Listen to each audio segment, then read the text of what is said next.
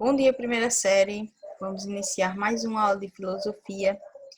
E na aula de hoje nós vamos ver aqui uma outra corrente filosófica, um pouco dela, e também um de seus filósofos que defendiam aí o empirismo, que é uma corrente filosófica oposta ao racionalismo do René Descartes, que vocês já viram na aula passada, nas aulas passadas.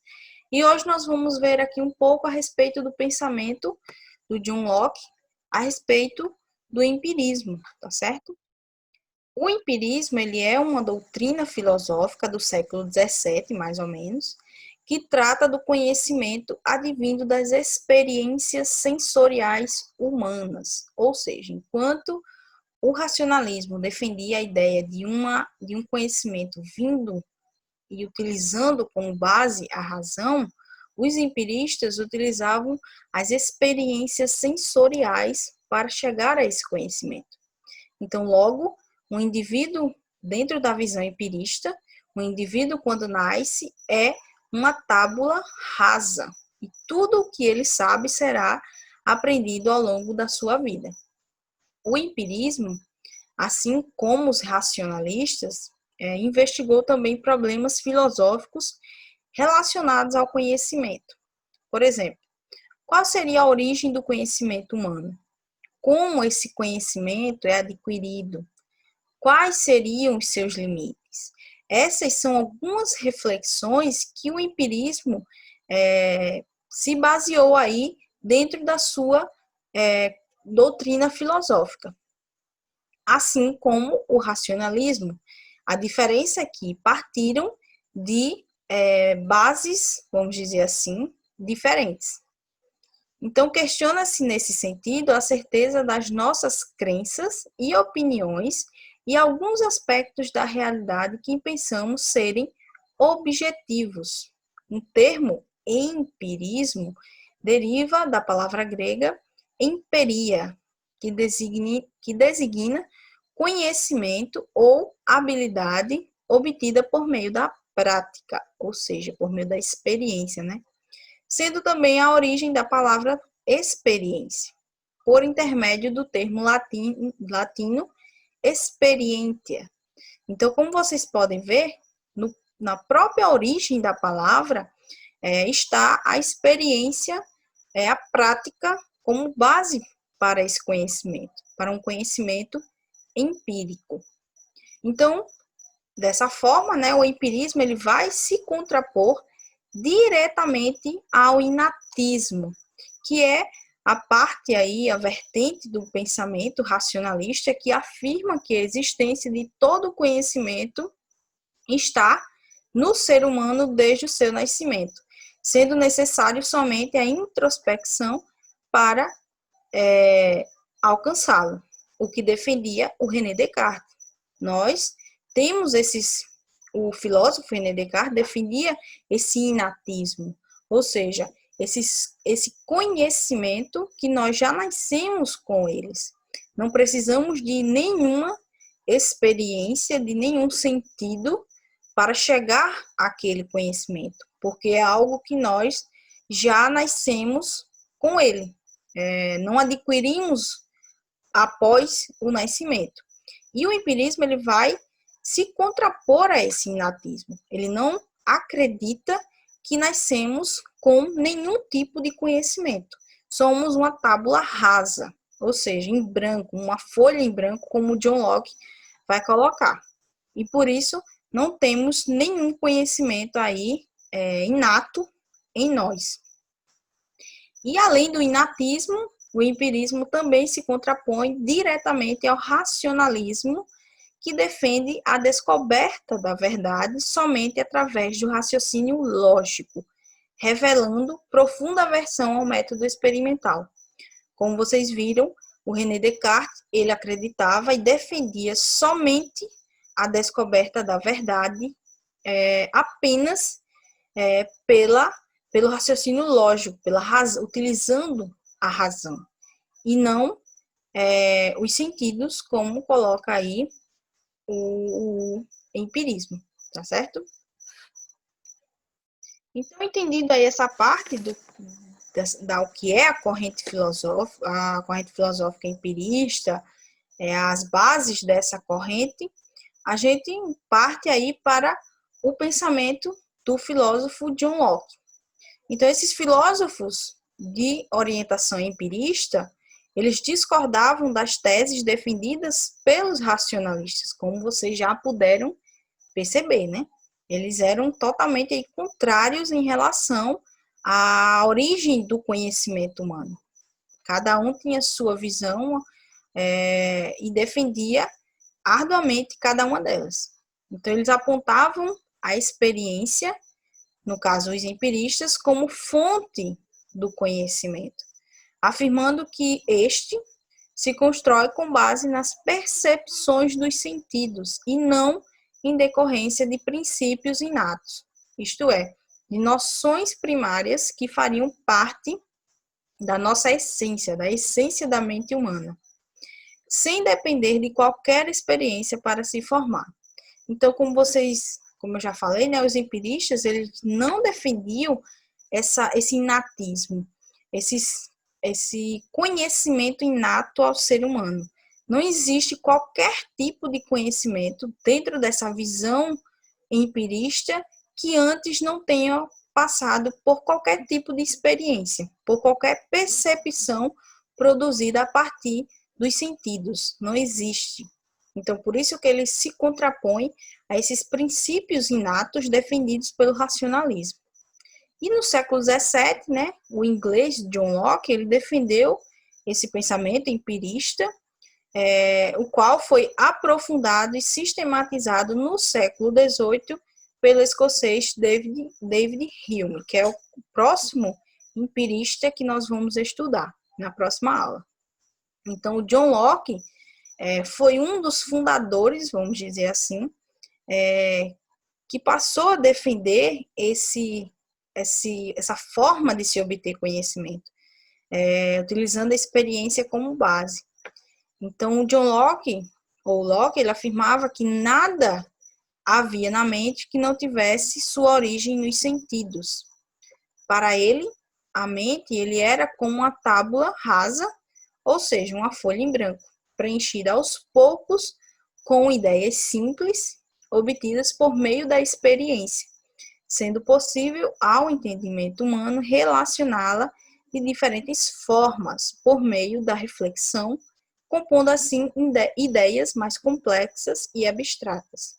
Ou seja, para o John Locke, nascemos totalmente em branco, somos um livro em branco. E à medida que nós vamos vivendo, existindo, vamos dizer assim, nós vamos aprendendo conhecimento por meio dessas experiências.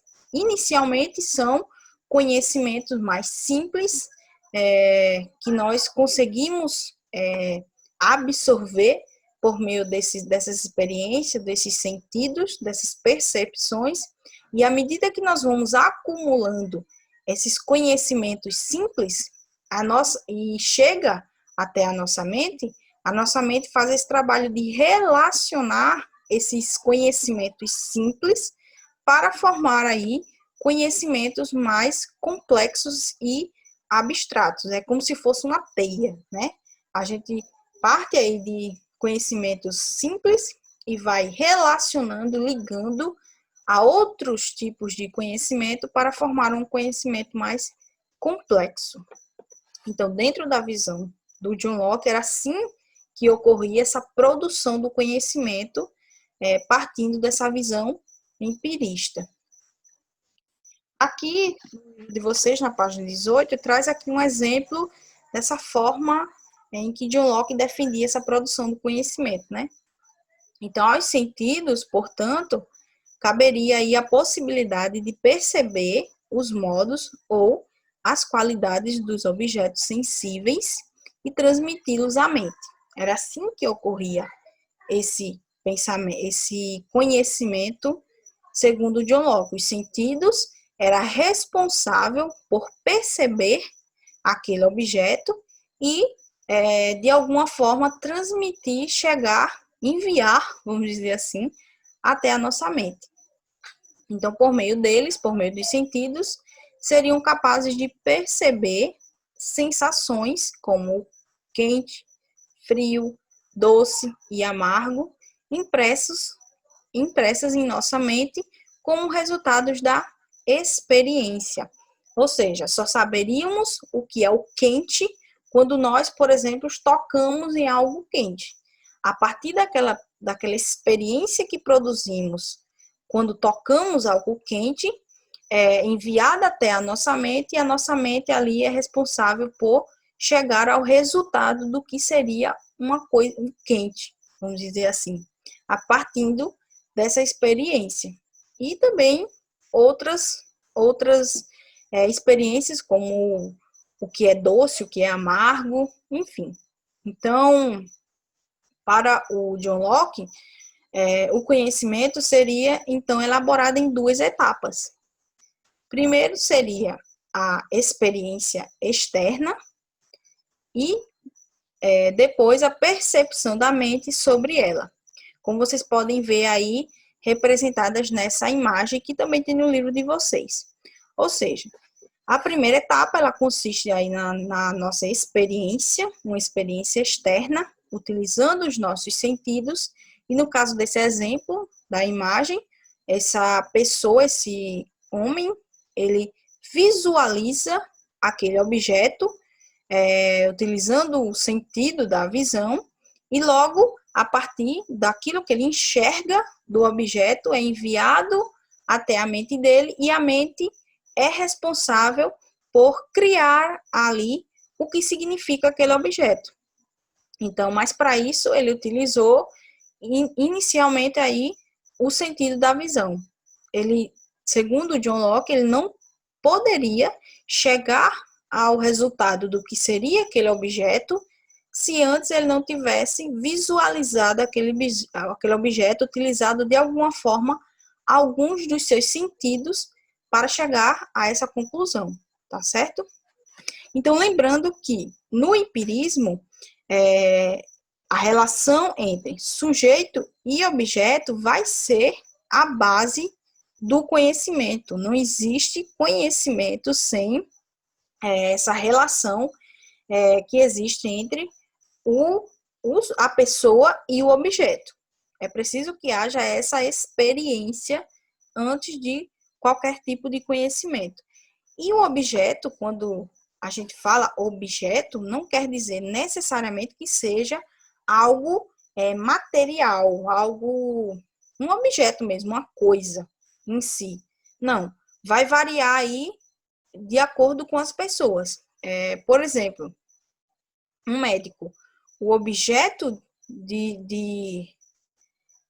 que vai ser a base do seu conhecimento será o corpo humano. A partir da experiência que aquele médico vai produzir ali, utilizando o corpo humano, é que ele vai criar o seu conhecimento, vai desenvolver o seu conhecimento. E assim por diante. O advogado, por exemplo, utiliza as leis como base para o seu conhecimento. O médico veterinário utiliza os animais como base do seu conhecimento. E assim por diante, tá certo? Então, quando a gente se refere aos objetos, não quer dizer necessariamente que seja apenas coisas materiais, como, por exemplo, uma caneta, tá certo? Então, pessoal, o John Locke, né, ele também descrevia a ocorrência de percepções da mente sobre as suas próprias operações, ou seja, sobre as próprias operações da mente. Então, essa capacidade ele chamou de reflexão. Quando a própria mente, produzia essas percepções e não os sentidos, ele chamou de reflexão. E, contudo, ele afirmava que mesmo a reflexão, que mesmo essa reflexão, ela depende da experiência, porque é aquele processo que eu falei para vocês. A mente, ela vai captando conhecimentos que, por sua vez, eles vão ser internalizados na nossa mente e também interrelacionados. Ou seja, a partir uma vez na nossa mente, ele vai ser relacionado com outros conhecimentos e vai produzir aí um conhecimento, um pensamento mais complexo e abstrato, mas também pode, de alguma forma, existir essa ocorrência, que é essas percepções partindo da própria mente, mas sempre aí tendo a influência da experiência, tá certo? Então, nada que nós produzimos enquanto conhecimento, na visão dos empiristas, na visão do John Locke, não tenha aí a experiência envolvida nesse conhecimento. Não existe, não há a possibilidade disso. Então, como vocês, como eu já disse, né? Hoje a gente vai ficar aqui com o pensamento do filósofo John Locke, e a partir da próxima aula, nós vamos ver aqui um pouco a respeito do pensamento do David Hume, que, como vocês vão ver, apesar dele ser também um filósofo, considerado um filósofo empirista, ele vai partir aí de uma outra percepção a respeito desse conhecimento, tá certo? Ele vai diferenciar aí em relação a um pouquinho ao John Locke. Então, espero que vocês tenham entendido a aula de hoje. Qualquer dúvida, vocês podem deixar no chat, como eu sempre digo, para que a gente tire todas essas dúvidas, tá certo? No chat também deixo a atividade, como sempre. Então, quem tem alguma atividade pendente, vocês, se puderem aí, agilizem essas atividades para que vocês não fiquem com notas baixas e a gente não consiga, assim, fechar a média, tá certo? Então, tenham todos um ótimo dia e até a próxima aula.